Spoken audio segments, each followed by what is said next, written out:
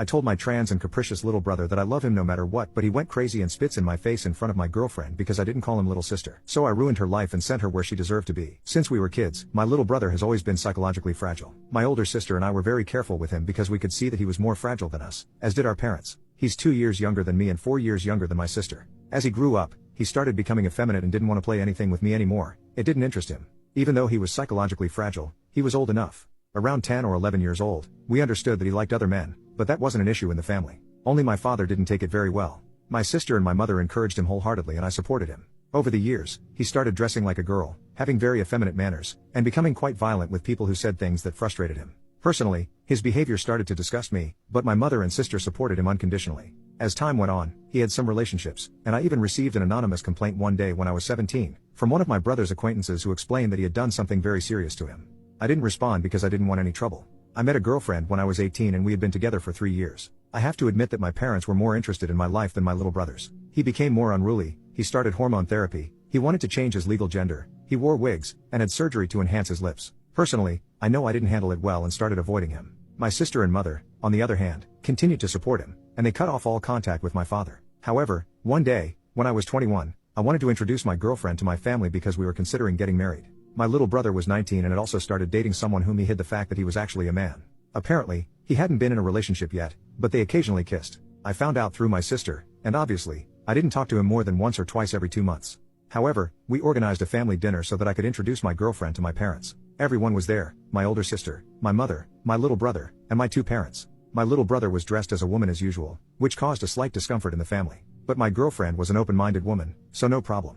My little brother didn't say hello to my father. They sat on opposite sides of the table. I was sitting across from him, so we started talking and my girlfriend got along very well with my family. At one point, my brother, who didn't seem to be in the best state, decided to shift the conversation to himself and said that he wished the family was as interested in his life as they were in mine. At that moment, my father didn't intervene. My mother, however, acknowledged that it was true, apologized, and said they would make an effort. My little brother became furious and said, "Here, no one will make an effort, no one sees me for who I am, no one accepts it. You can ask my older brother what he thinks of me, he only talks to me every 2 months when I ask him for news. He probably don't like trans people." At that point, he directly confronted me and said, "So it's true, you're really transphobic." I told him that no, not at all. Then he asked me if I truly considered him a woman, then why continue to call him little brother? I told him that for me, he is my little brother and that will never change, that I still love him.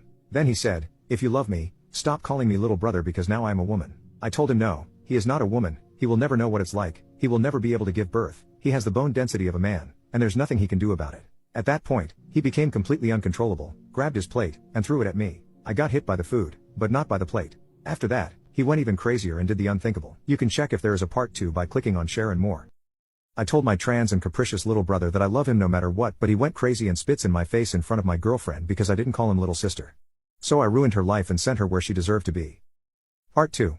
After throwing the plate at me, he spat in my face in front of my girlfriend. I was filled with rage, and everyone separated us. My father asked him to leave the house immediately, my mother and sister started crying. He left, and I went to wash my face. My girlfriend told me that she supported me but not to hold it against him. I can tell you that I held it against him. He couldn't just spit in my face like that, and he was going to pay for it in the worst way. I said, "Hey, let him be that sissy."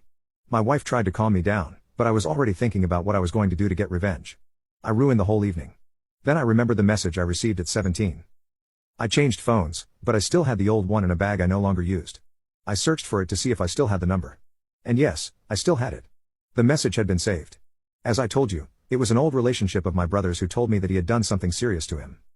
I sent him a message hoping he would reply. I asked him what had happened, apologized for not responding before, but told him he could talk and I would listen. It was really serious. I sent this message without expecting much. The next day, I went to bed. I spent the whole day thinking about how I was going to get the number of my brother's new boyfriend to reveal to him that he was hiding the fact that he was a man. In reality, I didn't even need it because I found it on Instagram later that evening. Around 6 p.m. I planned to take care of it all. My brother's childhood acquaintance replied. My little brother was 15 or 16 at the time, and his friend said he thought my brother was a girl, that they started fooling around, and he did something really not cool to him. Unexpectedly, when the person revealed it to me, I had my revenge, as these are extremely serious allegations. I told him that he absolutely needed to speak up, to talk about it, and that I would help him because I couldn't condone that kind of behavior. So I consulted with him over a call, and we agreed that he would file a report and press charges for sexual assault, and I would support him by providing evidence of my little brother's everyday behavior. At that moment, I thought that maybe he would do the same with his current boyfriend. So I decided not to warn him. You can check if there is a part 3 by clicking on share and more.